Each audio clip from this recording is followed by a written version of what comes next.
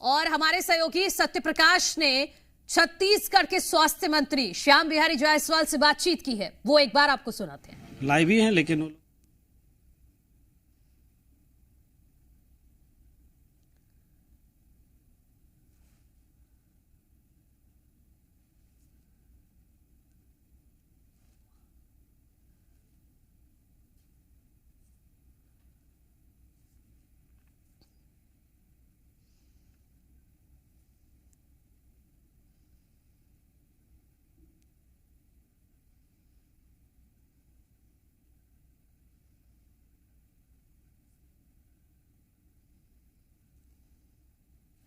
रायपुर दक्षिण विधानसभा उपचुनाव के लिए भारतीय जनता पार्टी की ओर से प्रभारी बनाए गए और सूबे के कैबिनेट मंत्री श्याम बिहारी जायसवाल जी हमारे साथ मौजूद हैं।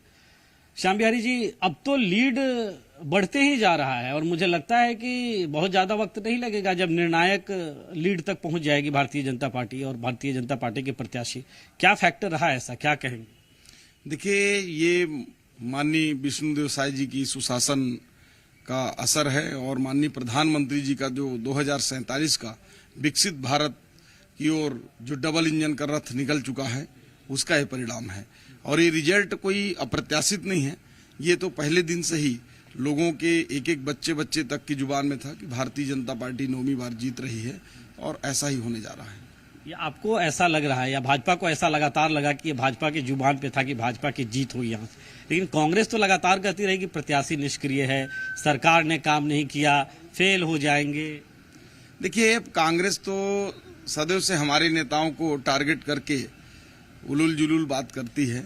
हमारे प्रत्याशी को निष्क्रिय शुरू से बोलते थे, लेकिन हम शुरू से बोलते थे कि जो व्यक्ति पार्षद, 2 बार महापौर, सभापति, सांसद, एनआरडीए के अध्यक्ष, ऐसे कई तमाम पदों पर कार्य किया और एक लंबा अनुभव के साथ हमारे प्रत्याशी सुनील सोनी जी मैदान पर उतरे थे और जनता ने उनके अनुभव का लाभ दिया है। और एक कांग्रेस का जो झूठी, जो लोगों के सामने भड़काने वाली बातचीत थी, उसको नकार दिया है।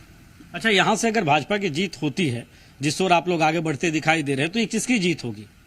ये भारतीय जनता पार्टी की जीत होगी, एक एक कार्यकर्ता की जीत होगी, माननीय विष्णुदेव साय की सुशासन की जीत होगी, माननीय प्रधानमंत्री नरेंद्र मोदी जी की 2047 का विकसित भारत का जीत होगा, ये डबल इंजन सरकार की जीत होगी और रायपुर दक्षिण की जनता की जीत होगी।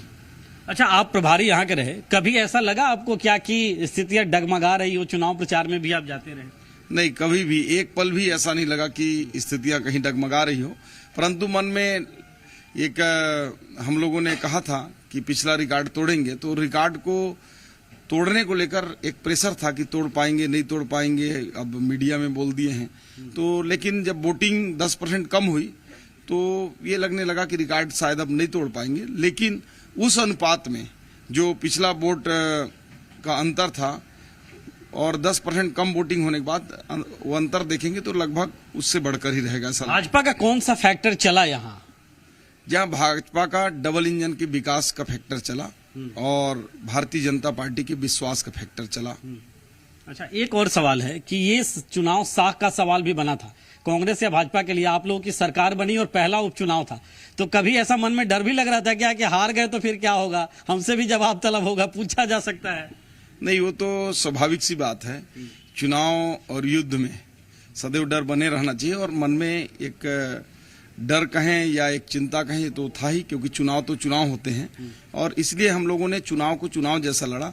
और इस चुनाव की सबसे बड़ी खूबसूरती ये थी कि एक भी किसी प्रकार का शिकायत या आवेदन इस चुनाव में कांग्रेस भी नहीं कर पाई। और यही कांग्रेस अगर सत्ता में होती तो इतना धन बल का सत्ता का दुरुपयोग करती कि चुनाव आयोग के जो आचार संहिता उसकी धज्जियां उड़ा देते। लेकिन एक भी, आपके माध्यम से भी मैं दावा कर रहा हूं कि एक भी शिकायत विपक्षी पार्टी भी नहीं कर पाई। आखिरी सवाल है, मतलब अब जीत सुनिश्चित लग रही है? निश्चित रूप से जीत सुनिश्चित है और प्रचंड बहुमत से जीत होगी। बहुमत से जीत सुनिश्चित है, ऐसा कैबिनेट मंत्री और रायपुर दक्षिण चुनाव के भारतीय जनता पार्टी के प्रभारी श्याम बिहारी जायसवाल कह रहे हैं। तो बिल्कुल आपने सुना, श्याम बिहारी जायसवाल जो प्रभारी हैं और पूरी तरह से आश्वस्त है कि प्रचंड जीत रायपुर दक्षिण विधानसभा सीट से होने जा रही है भारतीय जनता